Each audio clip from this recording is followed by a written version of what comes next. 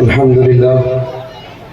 نحمده ونستعينه ونستغفره ونؤمن به ونتوكل عليه ونعوذ بالله من شرور أنفسنا ومن سيئات أعمالنا من يهده الله فلا مضل له ومن يضلل فلا هادي له ونشهد أن لا إله إلا الله وحده لا شريك له ونشهد أن محمدا عبده ورسوله وصلى الله تعالى على خير خلقه محمد وعلى آله وأصحابه وأزواجه مبارك وسلم تسليما كثيرا أما بعد فأعوذ بالله من الشيطان الرجيم بسم الله الرحمن الرحيم اقرأ باسم ربك الذي خلق. حضرات علماء کرام، مہمانان اعظام، دانشوران شہر منگیر، حاضرین مجلس اور سامعین مجلس، السلام علیکم ورحمۃ اللہ وبرکاتہ. آج کا یہ پروقار اجلاس کی جو بنا ڈالی گئی اور اس کی بنیاد اور اس کا مقصد آپ تمام حضرات وہ چنگے بینر سے حاصل کر سکتے ہیں اور سمجھ سکتے ہیں. ایک ایسا موضوع ہمارے لیے اس ناچیز کے لیے منتخب کیا گیا ہے جو ایک دائمی موضوع ہے. ایک موضوع وہ ہوتا ہے جو ملک کے حالات کے تناظر میں منتخب کیے جاتے ہیں، سماج کی نبازی کرتے ہوئے منتخب کیے جاتے ہیں، لیکن ایک ایسا عنوان اور ایک ایسا موضوع جو دائمی ہے اور آفاقی ہے، ایک یونیورسل ٹروتھ ہے کہ تعلیم کی سرگرمی اور اس کا مفقود ہو جانا اور اس کا برا انجام پانا اور سماج میں بگاڑ اور فساد پیدا ہونا. تعلیم ایک ایسی چیز ہے جس کو کہ قرآن مجید نے اس کی حوصلہ افزائی فرمائی، احادیث مبارکہ میں اس کی حوصلہ افزائی کی گئی، اور جن لوگوں نے تعلیم حاصل کیا وہ سربلند ہوئے، ان کو اللہ رب العزت نے عزت و تمکین عطا کی. اللہ رب العزت نے صحرا نشینوں کو تخت نشین بنا دیا. وجہ یہ تھی کہ ان لوگوں نے تعلیم کو اپنی ضرورت سمجھا، جیسے کہ کھانا پینا ضرورت ہے، جیسے کہ بجلی اور پانی ضرورت ہے، ویسے تعلیم بھی ایک ضرورت ہے. تعلیم کی اہمیت کو ہم اس وقت تک نہیں سمجھ سکتے جب تک کہ ہم تعلیم کو اپنی ضرورت نہ سمجھیں. تعلیم کہتے ہی ہے حصول علم کو، اور حصول علم کتابوں کے ذریعے سے ہو سکتا ہے، اساتذہ سے حاصل ہو سکتا ہے. جب یہ دونوں سے ہمارا رشتہ کٹے گا تو ہم وہ ناہنجار ہو جائیں گے اور پھر اسی دور میں پلٹ کر واپس ہو جائیں گے جہاں کے قتل و غارت گری، لوٹ مار، چوری ڈکیتی کو باعث فخر سمجھا جاتا تھا. لیکن یہ امت اور امت مسلمہ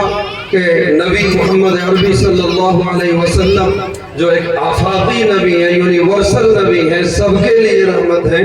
انہوں نے ان پر اللہ رب العزت نے یہ نازل فرمایا، بنیاد ڈالی، اقرأ باسم ربک الذی خلق. جس امت کی بنیاد اقرأ سے ہو، وہ امت اگر عملی طور پر اس کا انکار کر دے یا اس کو چھوڑ دے تو انجام اس کا بہت برا ہو رہا ہے اور ہوگا. ظاہر بات ہے کہ جس کی بنیاد اقرأ پر رکھی گئی ہو اور جس کی بنا اقرأ پر ڈالی گئی ہو، اور اللہ رب العزت نے قرآن مجید میں بار بار اس کو دہرایا ہو، الگ الگ فقرے میں، الگ الگ زاویے میں، الگ الگ انداز میں، کہ کہیں پر جہل اور پڑھے لکھے کی مثال پیش کی گئی ہو، کہیں پر نابینا اور بینائی کے ذریعے سے مثالیں دی گئی ہو، لیکن اگر اس کو ہم نہیں سمجھ سکے تو یہ ہماری محرومی قسمت ہے. حضرات گرامی، آج ہم ہم مکانات کی بنیاد ڈالتے ہیں اور لگزریس زندگی گزارنے کے خواہاں ہیں، اور ہم یہ کوشش کرتے ہیں کہ ہم ایسے مکان بنائیں جہاں پر ہماری زیبائش بھی ہو اور آسائش بھی ہو اور عزت آبرو بھی بچی رہے اور لوگوں میں اسٹیٹس ہمارا برقرار رہے۔ لیکن جس کی شناخت، جس امت کی شناخت کتابوں سے تھی، جس امت کی شناخت علم سے تھی، جس امت کی پہچان علم سے تھی، آج کیا ہم اپنے گھروں کے اندر جہاں پر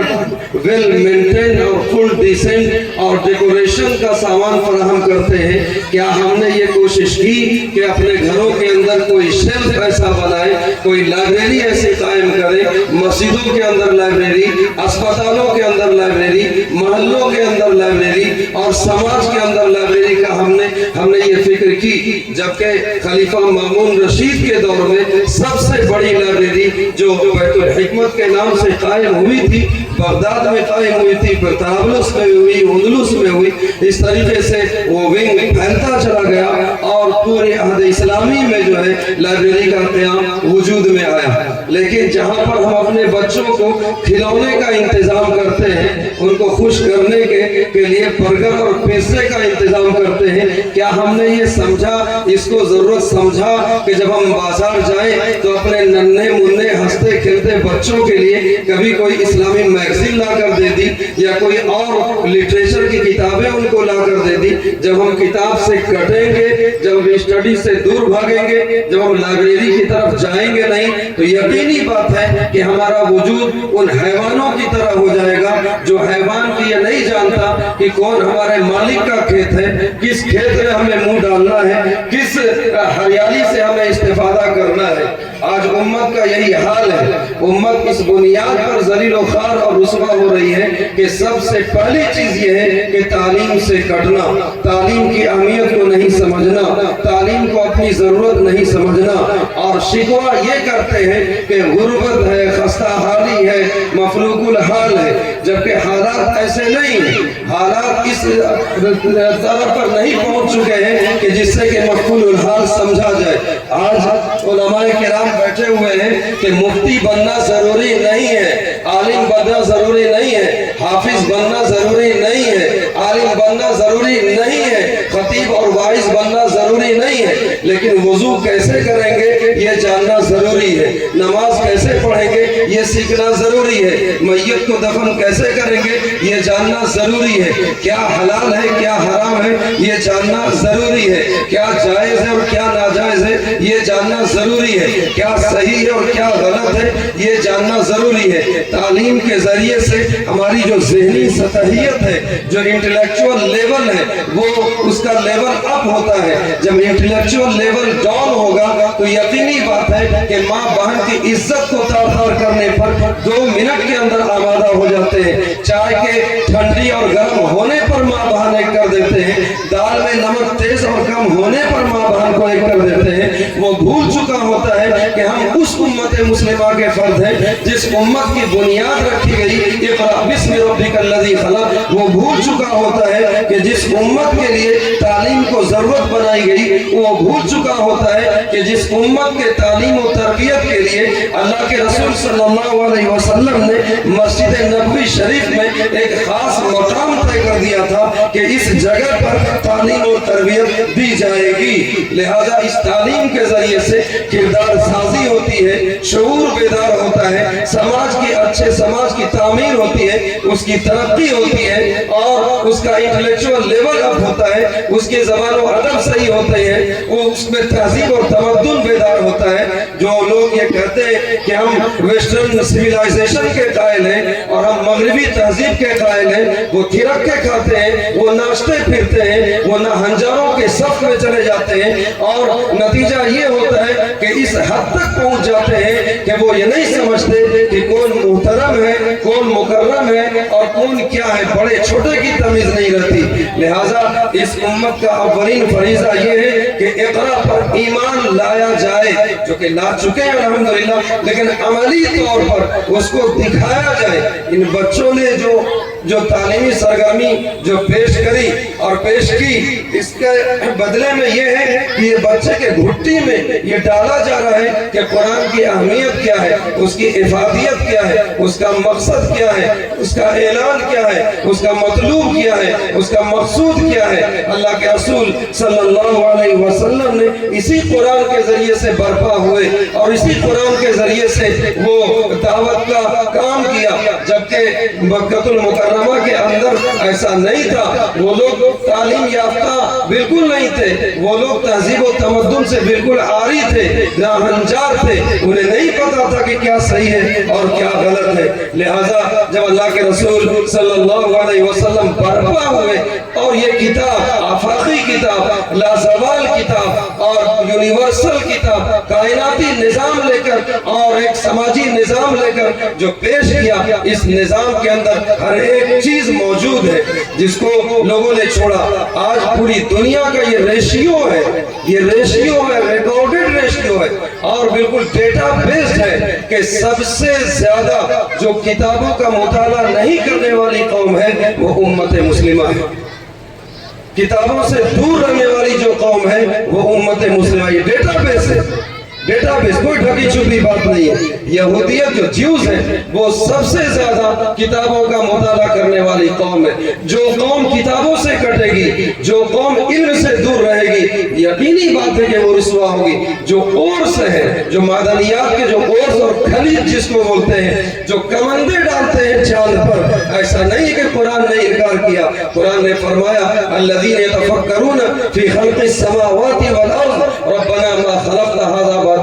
علم حاصل کرو اور سیکھو، جانو کہ یہ معدنیات کا علم، جمادات کا علم، حیوانات کا علم، تم زولوجی پڑھو، تم بوٹنی پڑھو، تم سیوکس پڑھو، تم ہسٹری پڑھو، تم کیمسٹری پڑھو، تم آرگینک پڑھو، تم فزکس پڑھو، تم نیوٹن لا جانو، تم اومس لا جانو، تم کرنٹ اور بجلی کے بارے میں جانو، تم ریسسٹنس جانو، تم میتھمیٹکس جانو اور ساتھ ہی ساتھ یہ جانو کہ اس کے ذریعے سے خالق کی معرفت نصیب ہو۔ خالق کی معرفت اگر نہیں ہے، جو بھی علم حاصل کر رہے ہیں یا کرتے ہیں یا اس نیت سے کرتے ہیں کہ ہمیں مادہ پرست بننا ہے، مادیت کے گرویدہ بننا ہے، تو وہ علم نافع نہیں ہے۔ علم کے ذریعے سے جو بھی جس فن میں ماہر ہے اور جو بھی جس فن کو حاصل کرنا چاہتے ہیں، دین کی خدمت، خالق کی معرفت، اللہ کی پہچان، اللہ کے مخلوق کے ذریعے سے اللہ تک، اللہ کی ربوبیت کا، اللہ کی الوہیت کا اور اللہ کے خالقیت کا اقرار کرنا،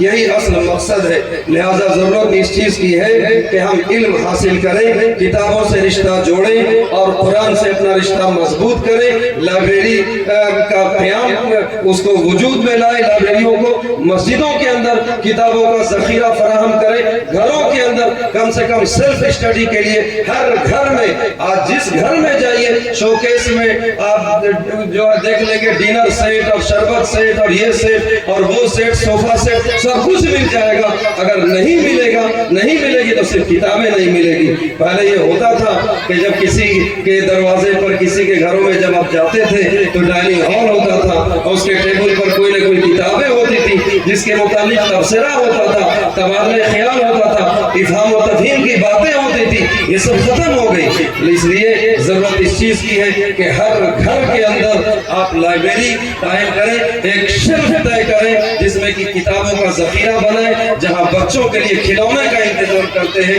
وہی جب بھی آپ بازار جائیں کتابوں کی دکانوں پر ضرور جائیں اور وہاں سے اپنے بچوں کے لیے کوئی نہ کوئی میگزین، اسلامی جو تاریخ ہے اور نبیوں کے قصے ہیں اور اس وقت بزرگوں کے واقعات ہیں، احادیث مبارکہ کا جو کتابیں ہیں وہ ضرور لائیں اور اپنے بچے کو جیسے عیدی دیتے ہیں ویسے یہ تحفہ اس کو فراہم کریں۔ اللہ تعالیٰ ہم سبوں کو عمل کی توفیق دے۔ ربنا تقبل منا انك انت السميع العليم وتب علينا انك انت التواب الرحيم۔